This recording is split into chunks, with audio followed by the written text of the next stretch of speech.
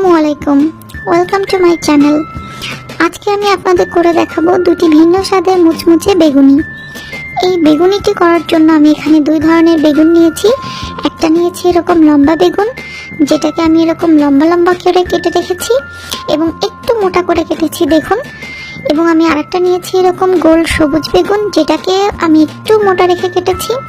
এবং এই বেগুন দুটাকে আমি একটা পানিতে ডুবিয়ে রেখেছি যাতে এটা কালো না হয়। যদি আপনারা সঙ্গে সঙ্গে বেগুনিটা বানান তাহলে পানিতে ডুবানোর প্রয়োজন নেই। এবার আসুন আমরা বেগুনিটা বানানোর জন্য ব্যাটার তৈরির প্রস্তুতি নিই।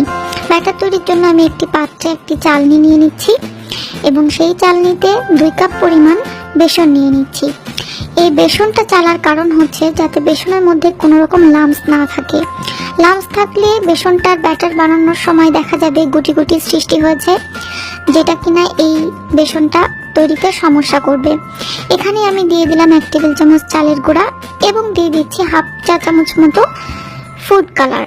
আপনারা চাইলে চালের গুঁড়া এবং ফুড কালার দুটাই অ্যাভয়েড করতে পারেন, তবে আমি বলবো এই চালের গুঁড়াটা ব্যবহার করলে একটু মচমচে হয় বেগুনিটা। আমি চালনির মাধ্যমে একটা স্প্যাচুলার দ্বারা এই বেসনটা পুরোপুরি চেলে নিলাম। অবশিষ্ট এই গুঁড়ি গুঁড়ি বেসনটা আমি এখন ফেলে দিব।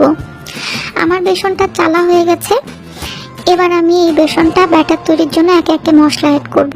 দিয়ে দিলাম হাফ চা চামচ হলুদ এবং হাফ চা চামচ মরিচের গুঁড়া। সেই সাথে আমি দিয়ে দিচ্ছি হাফ চা চামচ ধনিয়ার গুঁড়া। আমি এখানে আদা রসুনের কোনো পেস্ট ব্যবহার করছি না, আপনারা চাইলে ব্যবহার করতে পারেন। এখানে আমি স্বাদ মতো লবণ দিয়ে এই শুকনো অবস্থাতেই বেসনটাকে একটু ভালো করে মশলার সাথে মাখিয়ে নিচ্ছি। তারপরে আমি এটাতে আস্তে আস্তে ফ্রিজের ঠান্ডা পানি একটু একটু করে অ্যাড করব আর একটু একটু করে মাখাবো। একবারে কিন্তু পানি অ্যাড করতে যাবেন না, সেক্ষেত্রে গুটি গুটি সৃষ্টি হবে বেসনের গোলাতে। পরে বেসনটা ভাজতে যখন আমরা বেগুনিটা ভাজবো এই বেসনটা দিয়ে, তখন গুটি গুটি থেকে যাবে, যার ফলে বেগুনিটা ঠিকমতো ফুলবে না। এই জন্য একটু করে পানি দিব, একটু করে মাখাবো। এভাবে আমি পর্যায়ক্রমে প্রায় 1 কাপ মতো আমার পানি লেগেছে এই বেসনটা গোলাতে। আপনাদের একটু কম বা একটু বেশি পানির প্রয়োজন হতে পারে, এটা আপনারা এই বেসনের ঘনত্বটা দেখে বুঝে নিন। দেখুন বেসনের ঘনত্বটা আমি কিন্তু খুব বেশি ঘনও করিনি আবার খুব বেশি পাতলাও করিনি। এই বেসনটা আরেকটু ঘন এমনিতেই হয়ে যাবে, কারণ এটা ডালের বেসন এবং আমি এটাকে 20 মিনিটের জন্য রেস্টে রাখবো। রেস্টে রাখলে এটা একটু ফুলে উঠবে, তখন এটা আরেকটু ঘন হয়ে যাবে। 20 মিনিট পরে আমি এটাতে বেকিং পাউডার অ্যাড করছি। এরকম একটা এগ হুইস্ক দিয়ে আপনারা চাইলে এটাকে ফাটিয়ে নিতে পারেন। আমি হাত দিয়ে কমফোর্টেবল ফিল করছি, এই জন্য আমি হাত দিয়ে 20 মিনিট পরে এটাকে বেকিং পাউডার অ্যাড করে খুব ভালো মতো একটু ফেটিয়ে নিচ্ছি। এই ফেটিয়ে নেওয়ার ফলেই কিন্তু বেগুনিটা খুব ভালো মতো ফুলবে তেলের উপরে। প্রায় 5 মিনিট ফাটানোর পরে আমার বেসনের ব্যাটারটা এখন ভাজার জন্য রেডি। এখন আমি বেগুনগুলা পানি ঝরিয়ে একটি প্লেটে রেখে কিছুটা লবণ দিয়ে খুব ভালো মতো মাখিয়ে নিচ্ছি। মাখিয়ে নিয়ে আমি প্রথমে এই লম্বা আকৃতির বেগুনগুলা বেসনে ভেজে নিব, পরে এই গোল বেগুনগুলা ভাজবো। গোল বেগুনটা আমি রেখে এখন এই লম্বা বেগুনটা বেসনের ব্যাটারে ভেজে নিচ্ছি। এর জন্য আমি একটি কড়াইয়ে পর্যাপ্ত পরিমাণ তেল দিয়েছি।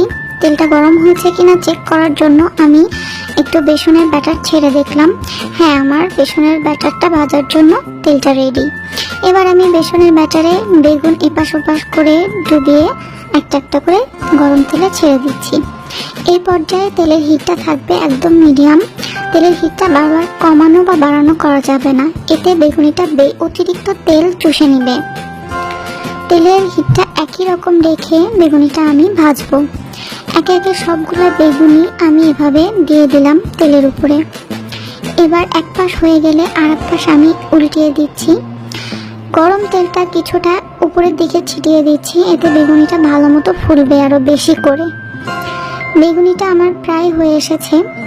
বেগুনিটা হয়ে আসছে কিনা এটা দেখার জন্য আমি আরেক পাশ আরেকবার উল্টিয়ে একটু চেক করে নিচ্ছি। এবার একটা ছাঁকনির মাধ্যমে অতিরিক্ত তেলটা ছেঁকে একটা কিচেন টিস্যুর উপরে আমি এক্সট্রা তেলটা অ্যাবজর্ব হওয়ার জন্য বেগুনিগুলা ভেজে তুলে নিচ্ছি। এই বেগুনিগুলো আমার ভাজা হয়ে গেছে। এবার আমি ভাজবো দ্বিতীয় বেগুনিটা। এই গোল আকৃতির বেগুনিটা আমি প্রথমে বেসনের ব্যাটারে ডুবিয়ে তারপরে অর্ধেকটা পরিমাণ তিলের উপরে গড়িয়ে নিচ্ছি। এবার তেলে ছেড়ে দিলাম। এইভাবে আমি একে একে সবগুলা প্রথমে বেসনের ব্যাটারে ডুবিয়ে নিব, তারপরে তেলে গড়িয়ে নিব। আমি তেলটা অর্ধেক লাগানোর কারণ হচ্ছে অর্ধেক তেল অর্ধেক বেসন, এটা দেখতে অনেক সুন্দর লাগে, এই জন্য। আপনারা চাইলে পুরোটা তেলে গড়িয়ে নিতে পারেন। এবার আমি তেলটা একটু উপরে ছিটিয়ে দিচ্ছি যাতে উপর পাশটা একটু ভালো মতো ফুলে ওঠে।